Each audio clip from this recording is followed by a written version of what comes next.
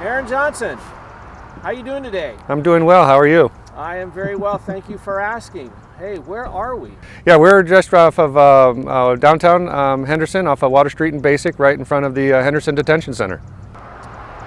Is this visit something you're choosing to do, or are you required to check in? No, no, I'm not checking in.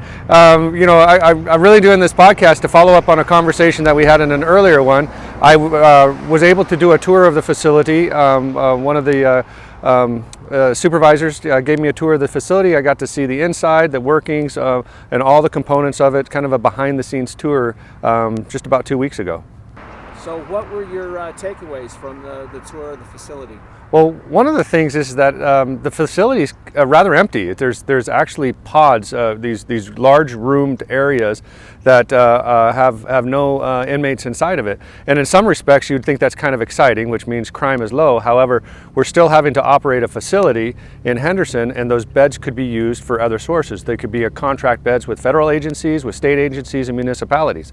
So it's kind of interesting that we have such a large vacancy there, and we're absorbing the cost essentially for having vacancies because you have to run the facility anyway. Yeah, so it was kind of like operating a business. If you think of it from a business standpoint, you'd never want your hotel to have vacant beds. Okay, so that and then we're not trying to raise money or make money as a revenue source for the city, but the reality is that if you're going to staff the place anyway, then you might as well occupy those empty spaces. What surprised you on the tour? What information did you learn that you didn't know before? Well, of those that are in there, of the inmates that are inside of there, more than half of the population is easily half of the population is stricken with some sort of mental illness. They were brought in here by Henderson police because of maybe some trespassing issue or some issue that they were causing some sort of level of disturbance in Henderson, and then they were brought here to Henderson. And the issue is that this is not really where the place to bring someone that is suffering from mental illness is to a correctional facility. Although they do get treatment here, they do get medication here, and they are stabilized, but when they're released, there's no outpatient care. There's no process for them to continue to get medication. There's no process for them for follow-up and stuff, because that's not what detention centers do. And what this has turned into is probably one of the largest housing areas for mental illness, rather than having what I've been saying for a long time is a chronic care facility for mentally ill patients. And we don't have that in Nevada, and it seems to be that detention centers such as Henderson Detention Center becomes a housing unit for mentally ill patients. So with that, one of the takeaways is that we don't have any release coordinator. The detention center doesn't have anybody to coordinate these releases. And what happens, just like anybody else, whether you're in here for a petty theft or you're in here and you're released on bail, at 4 o'clock in the morning, they scoot you out the door and you end up in this parking lot, and then what? Where do you go at that point? When you have no resources and you have no care after you get out the door, then you're just left to your own devices.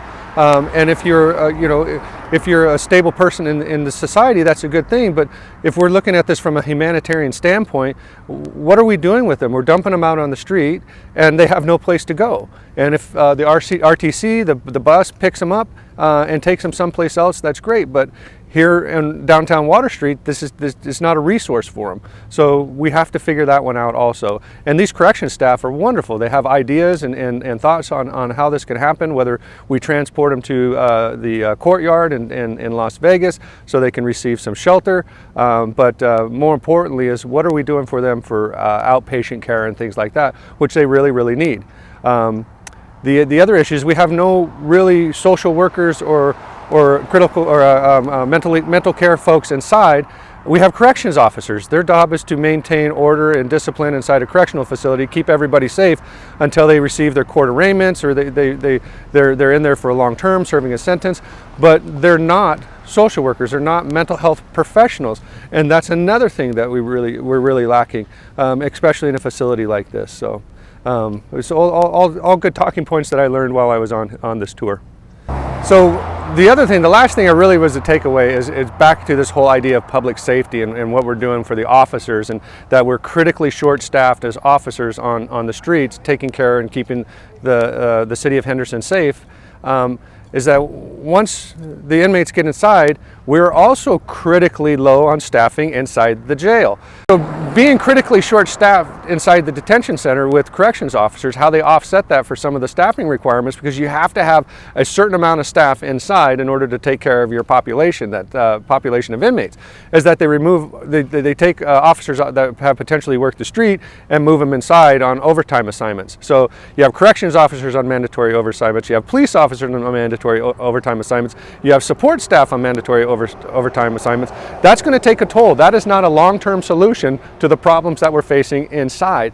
And because it's not visible, the population, the people of Henderson don't typically get to go inside the Henderson Detention Center. They don't see that, and it really is devastating on them. You can see it, you can feel it, you can hear it in their voices that they are in critical need of help inside.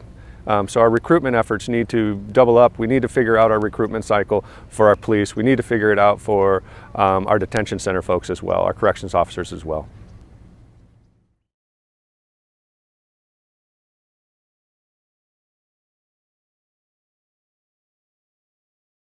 This is my little battle buddy today, my little walking partner. This is Avner. Hi. He's my youngest son. He's youngest by 2 minutes, younger than his older brother, Aiden.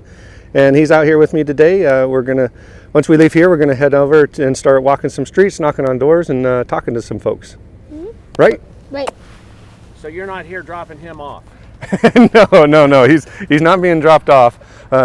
Watch the streets.